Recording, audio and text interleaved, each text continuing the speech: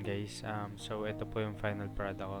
First, bakit ako nag-stretching guys? Kasi para mas maka-adjust yung katawan natin sa gagawin natin and iwas sa injury. And guys, kita nyo po nagbubuhat ako ngayon. Bakit ako nagbubuhat?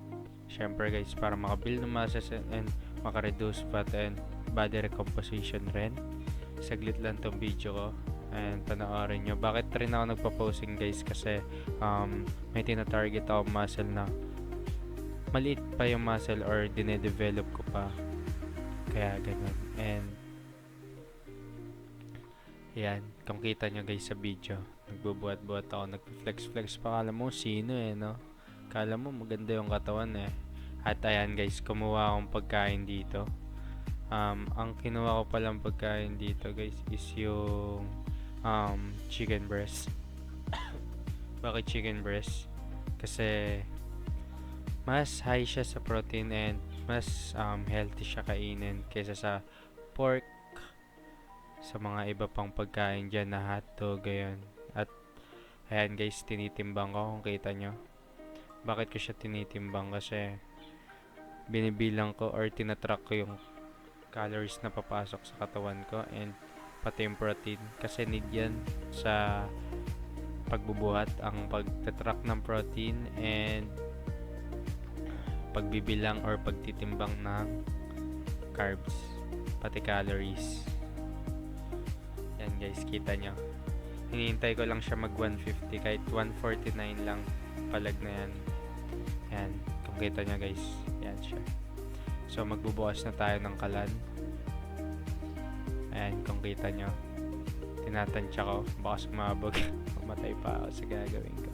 Ayan, binuksan ko yung kalan.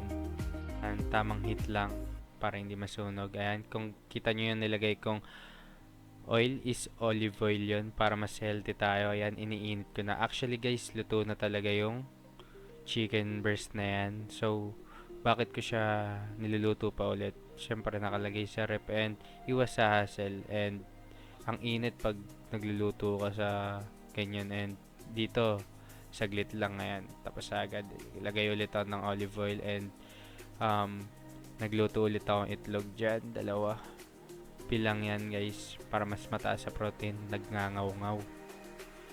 Ayan, so magbibilang tayo dito ng kanin na i-intake natin. 180 lang or 150, ganun lang palag na yan.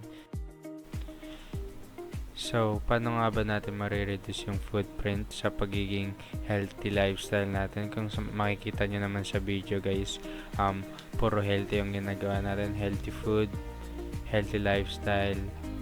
Ayun lang naman yung ginagawa ko sa araw-araw. So, paano nga siya makaka-reduce? First, may encourage natin yung tao or magiging accessible yung tao na maglakad or tumakbo kaysa sasakyan na nakaka-pollution ng paligid or nakaka-apekto sa mundo natin. Pwede rin sila mag-bike papasok and then mas magiging healthy yung katawan nila dahil dun. So, mas makakaiwas tayo ng pollution and ayun, marireduce natin yung footprint.